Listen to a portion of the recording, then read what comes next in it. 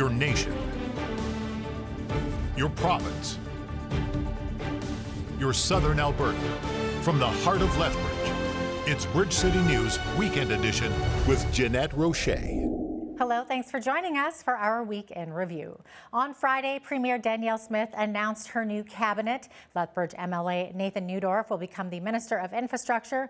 Todd Loewen, who ran against Smith for the position of Premier, will become the Minister of Forest, Parks and Tourism, while Brian Jean will be sworn in as Minister of Jobs, Economy and Northern Development. Travis Taves will maintain his role as Minister of Finance. In total, 24 members will be taking their oath in office. For a full list of the 24, please visit our Facebook page. One of the roles that I hope to fulfill as Deputy Premier is to continue to work on what I was doing as caucus chair and reaching out to individuals that maybe also feel under-recognized or not in the limelight. So we want to work on that. We want to work on unity. We are already there after a large portion of the way there after last week's retreat. An infectious bacterial disease outbreak in Edmonton's inner city has sent 64 people to hospital. Alberta Health Services says so far 87 people have been diagnosed with Shigella since mid-August. University of Alberta Public Health professor Dr. Louis Franciscati says Shigella is often seen in third world countries or after earthquakes, disasters or floods, and that the province should get homeless people off the streets and into affordable housing. Meanwhile, the province says it has set up a task force to help stop the spread of the disease. A 75-year-old man is dead after a fire ripped through a multi-unit residential building in northwest Calgary Thursday morning. Officials say no one else was injured in the blaze. Residents say that they were alerted at about 5 a.m. that smoke was billowing out of the building. Fire crews arrived a short time later and found the man deceased. An investigation is underway. A wildfire burning in Kananaskis country near Kent Ridge and Peter Lougheed Provincial Park has been brought under control. Crews worked to contain and respond to the area, which was struck by lightning on October 13th. It closed a portion of the High Rockies Trans-Canada Trail in the vicinity of Black Shale Suspension Bridge, as well as Kent Ridge Route and South Lawson Peak Route. So that wildfire was detected on October 13th around noon, and thankfully we were able to send crews quite quickly to respond. It did grow to approximately 2 hectares. This wildfire was ignited by lightning. It was quite a remote location, and one of the challenges with it is that for our crews, they were only able to access it by helicopter. We couldn't drive to it and bring our equipment on site that way. Alberta's new premier has only been in office for 2 weeks, and already she's had to apologize at least 3 times for comments she made prior to taking office. Back in April, Smith said neutrality is the only answer for Ukraine, and in February, she said that 2 regions of Ukraine feel more empathy to Russia. On Monday, Alberta's opposition NDP called on her to apologize for her, quote, tone-deaf and cruel remarks, and at the federal level, NDP Foreign Affairs critic Heather McPherson also called out Smith. This is incredibly painful for the heroic Ukrainians who have been battling for 8 months for their own country, their sovereign country. I condemn those comments, and I want to make it very, very clear that New Democrats will always stand with Ukraine. On Tuesday, Smith apologized for what she calls, quote, ill-informed comments about Russia's invasion of Ukraine. Smith issued a statement saying that she condemns the Russian invasion of Ukraine and the suffering it continues to inflict upon the Ukrainian people. She says that her knowledge and opinion have drastically changed since then, and she made some ill-informed comments and is sorry for them. Supporters of a proposed open-pit coal mine in Alberta's Rockies say the new premier has renewed their hope. Eric Lowther of the citizens group that backs the mine commented that Danielle Smith said she'd revisit a decision that put a hold on future coal mines if a local referendum showed strong enough support for it. Smith made the comments at a public meeting during her leadership campaign. A joint federal-provincial panel rejected an application for a permit for the mine in Crow's Nest Pass. A spokeswoman for Smith says the premier will meet with her caucus and future environment minister to discuss the issue. Minister of Jobs, Economy and Innovation Tanya Furr said in a statement that the province's economy continued to charge full steam ahead in the third quarter. Alberta has led the nation in job growth with 4,600 more jobs created compared with a loss of 49,200 nationwide. Furr continued that Alberta's remarkable job growth has been fueled in part by an uptick in net migration as workers flock to the province in unprecedented levels. We need to take a quick break, but when we return, is there a coordinated NDP effort against Danielle Smith and the UCP? And what about vote splitting with Arthur Pawlowski's Independent Party in the upcoming elections? Stay with us to hear more about it.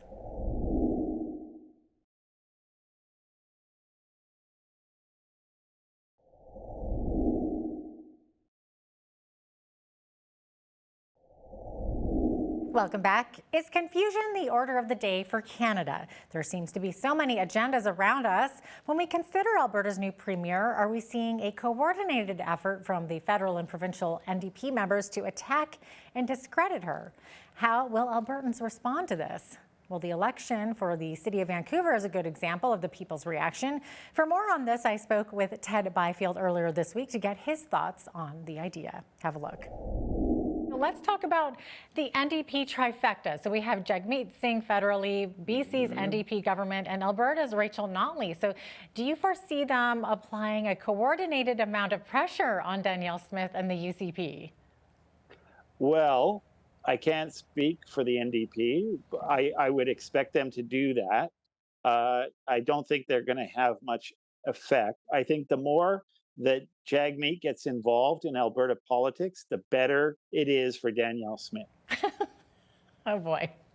All right. Okay, so how much of a threat are these three for the UCP leading up to the Alberta provincial election next May?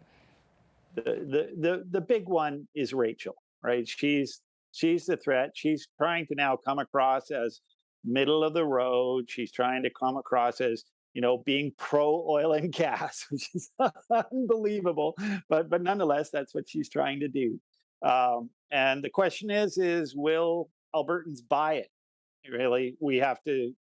I think the record speaks for itself in this regard. The utter destruction she did on the coal industry is just a taste of what she can do to oil and gas once she gets her hooks into it. So. I think that I'm hoping, I believe that Albertans are eminently sensible as long as they are critically informed by outlets such as yourself. Okay. Well, I know that you don't really want to speak to the NDP or anything like that, but we did see earlier this week the federal NDP foreign affairs critic demanding an apology from Smith over comments she made in April in regards to Ukraine. So she has since apologized. Do you think that she did the right thing, or do you think she's backpedaling? Do you think that that looked good for her, looked bad for her? Should she have stood by her original comments? I hope they adopt something else on their playbook. They're going to have a very rich minefield, quite frankly. She was broadcasting full time for 6 years on Calgary.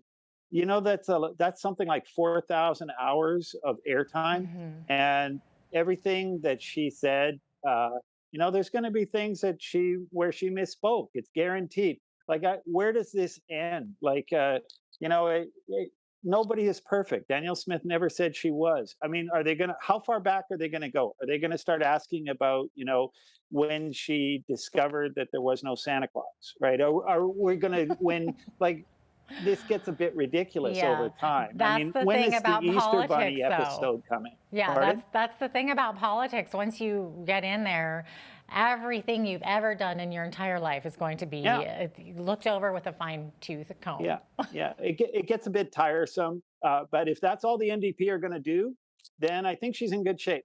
All right. Okay. So speaking of the federal NDP, we saw that the recommendation of Jagmeet Singh for the incumbent progressive mayor of Vancouver lost in a landslide to Vancouver businessman Ken Sim, who became Vancouver's first Chinese mayor. So I guess voters in the Lower Mainland didn't listen to Singh. No, surprise. I think Vancouver is doing the best thing for Vancouver. It's really a breath of fresh air. I remember when Gordon Campbell was mayor of Vancouver, and he was one of the best things that ever happened to that city. And so I'm so pleased, and it's really nice to see a Chinese mayor. I wish we saw more. The Chinese community. I'm very biased. I married a Chinese woman, and so I think they are just a fantastic community, a huge boon for Canada. So they are. I would love to see more Chinese involved in politics, quite frankly. All right, then. Okay, so let's circle back now to Alberta politics. So, what does the UCP need to be doing after Smith potentially wins her seat in Brooks Medicine Hat next month? Well, I think we now have a marriage, right? The group that I'm involved in, Take Back Alberta, we have successfully, I think, brought back a large component of the what would normally have splintered off into lots of little parties back into the UCP. I'm actually more concerned about the splintering of the vote than I am about the NDP. After the break, Alberta gets a shout out from West Virginia. That's next.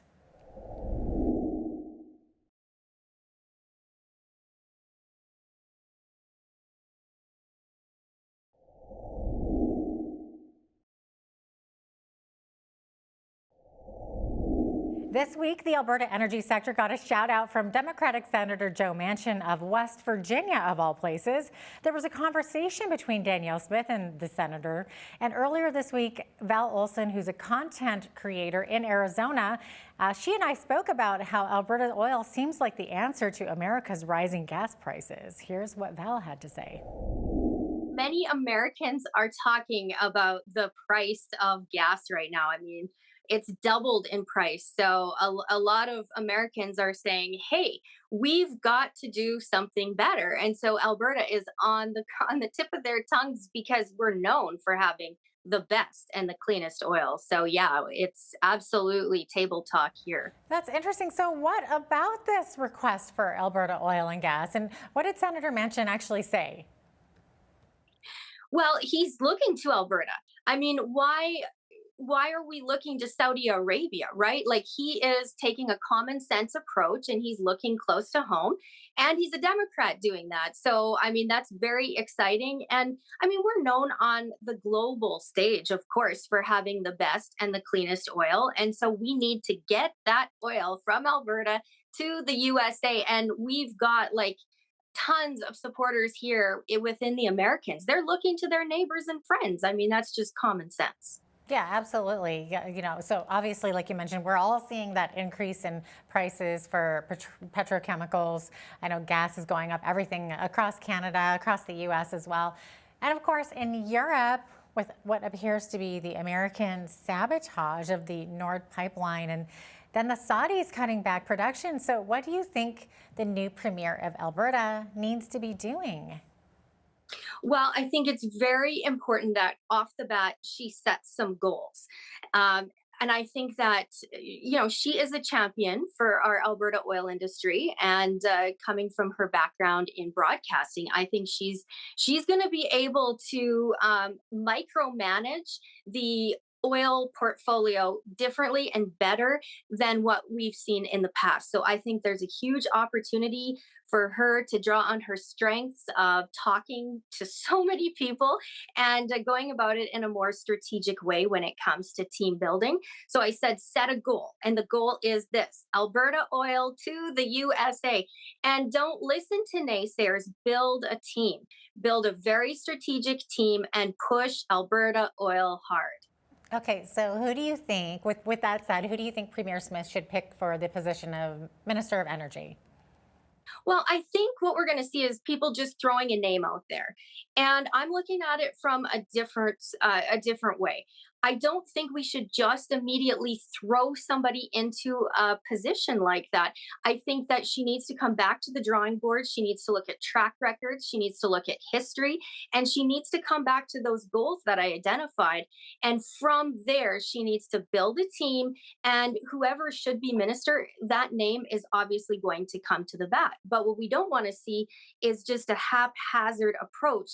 And there has been government in the past who ended up just slapping that title on whoever, and we ended up with anti-oil activists at the reins. So we don't want to see something like that repeat itself. We want to be better, smarter, and try new approaches. So again, she needs to look at what kind of team, boots on the ground approach should we have there, because you know what, they are open for business, they are searching for solutions. So we need a very strategic team that can meet with congressmen, meet with senators, and she's already started the process. Val, you're from Medicine Hat, which is of course is nicknamed the gas city. So can you tell us how important the oil and gas sector is to that city and the whole area? It is the gas city. You're right. That's what I call it. But locals right now are saying, well, it's the grass city. I say no, it is 100% the gas city. We have got the best of the best bubbling underground. So our families, multi-generational, have been working in the oil sector. So you've got to look to the people in the community and say that their jobs are on the line. And there is a fight, even in the most oil-minded communities around Alberta. And so I want to see in Medicine Hat that we become like just a pillar. We become the capital, the community, the people speak up, rise up, and say, get our Alberta oil to the USA. It's still been a tough go for local small businesses. It feels like now some businesses are being hit even harder with the powerful wake from the government lockdowns and mandates. And now we add inflation to the mix. When we come back, reaction from the Canadian Federation of Independent Business. Stay with us.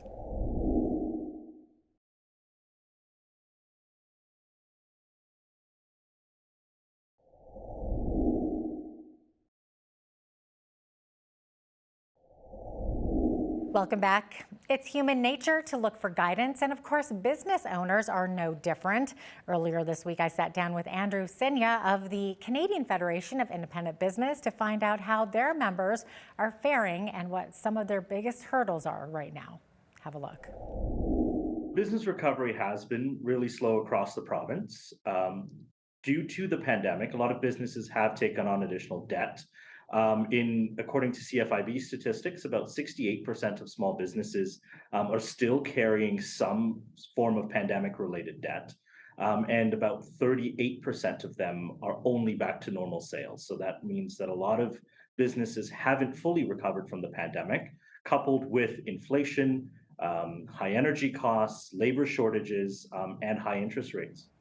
So it's just a little bit of everything, and it's just compiling.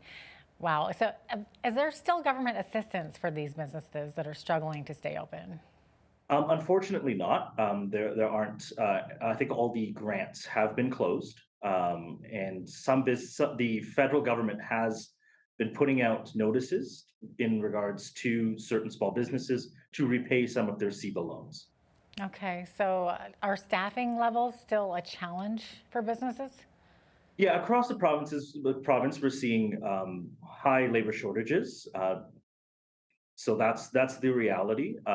One of the highest concerns that small businesses have, that according to our statistics, is that they are unable to hire due in large part to labor shortages. Wow. What about that remote work mindset? Has that been challenging for businesses that are hiring, or maybe even for their survival?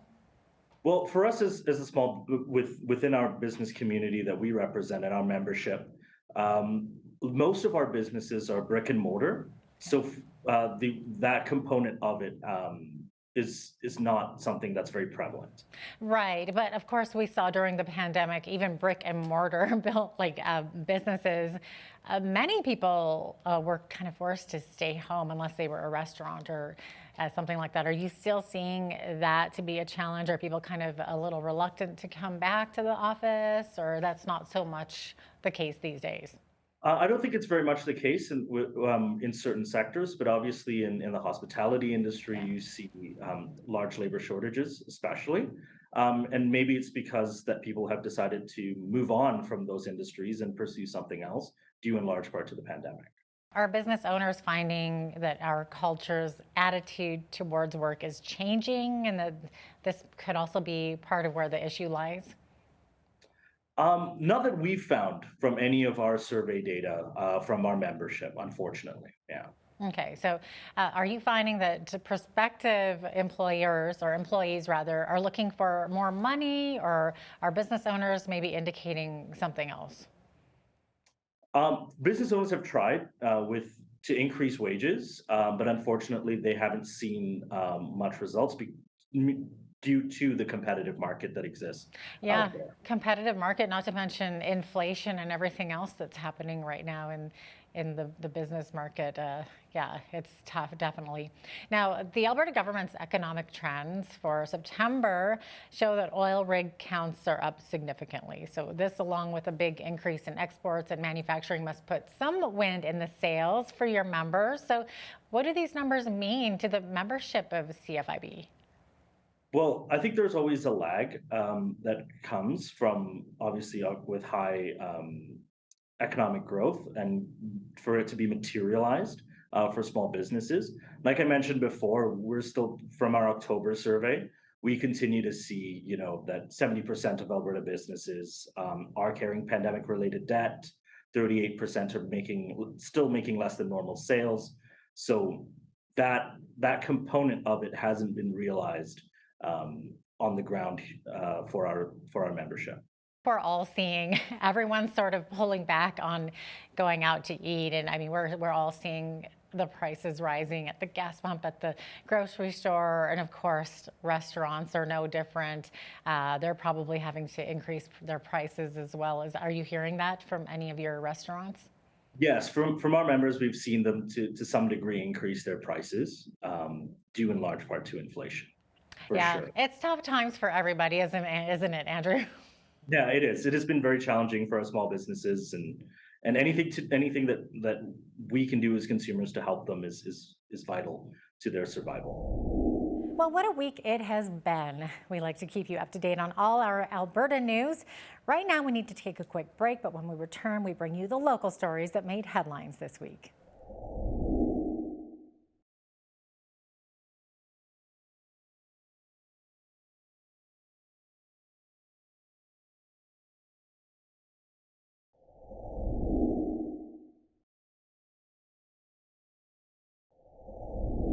Families, friends, and members of the Blood Tribe laced up their shoes and marched in an effort to seek justice for a woman whose murder in Calgary remains unsolved after 15 years.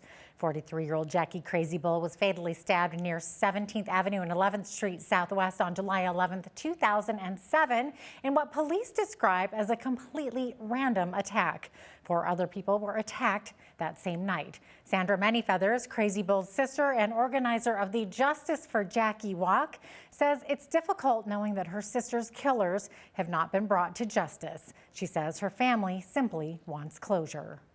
I'm not going to stop looking for justice for Jackie. It's important to me. The people that murdered her obviously told the people in their circle what happened that night. And maybe many years have passed, but with your silence, you are actually continuing this violence. And this violence, what it's doing to my family is we're not ever able to get over Jackie's. We're not ever able to move forward based on this. A Lethbridge pharmacist says his pharmacy was flooded with eager people wanting to get their flu vaccines on the very first day that it was offered.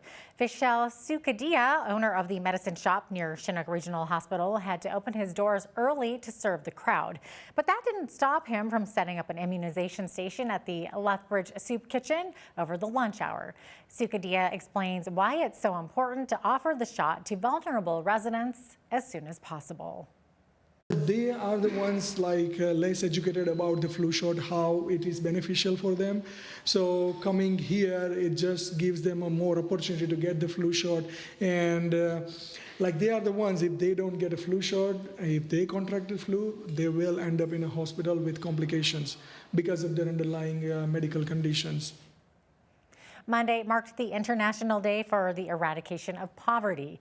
A new report has been released that says in 2019, just over 15% of children and youth in Lethbridge and surrounding areas were living on low income.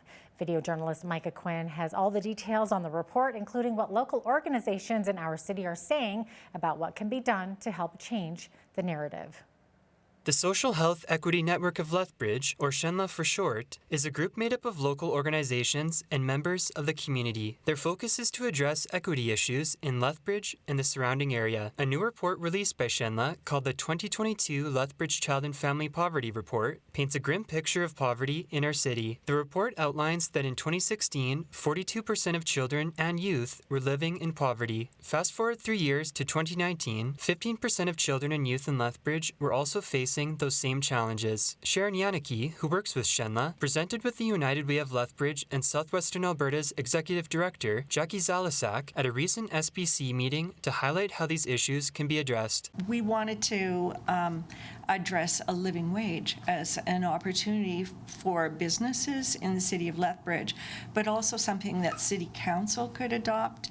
And if the city of Lethbridge applied it to all of their employees and to all of their contractors, we could raise a lot of families out of poverty just with that. Food costs are exceptionally high. Lethbridge has one of the highest costs of food, as well as electricity in all of the province. Over at the Lethbridge Food Bank, the Executive Director, Mac Nickel, says the number of children and youth who are accessing the food bank has shot up. One of our biggest measurements for that is our Mindful Munchies program. We provide lunches to all low income in Lethbridge.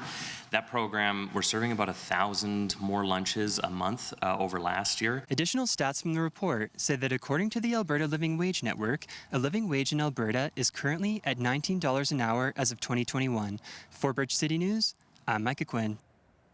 The Helen Schuler Nature Center says people hand-feeding birds in our city has become a huge problem. Jessica Deacon-Rogers, the program coordinator with the center, says birds choose to live in areas like the river bottom in Lethbridge because they have access to natural food sources and shelter. She says it's not a good idea to hand-feed the birds.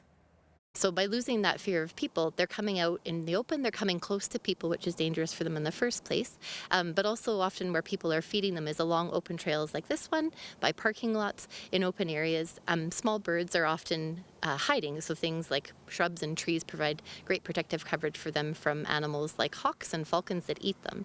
And so when they're coming out in the open seeking food from people, they're much more exposed to risk from predation from other birds and animals that could catch and kill them. Deacon-Rogers says shrubs, trees, and naturalized areas in your yard provide good food sources and a natural habitat for birds. Everyone could use a few extra bucks these days. After the break, tips on how to save on your utility bill. Stay with us.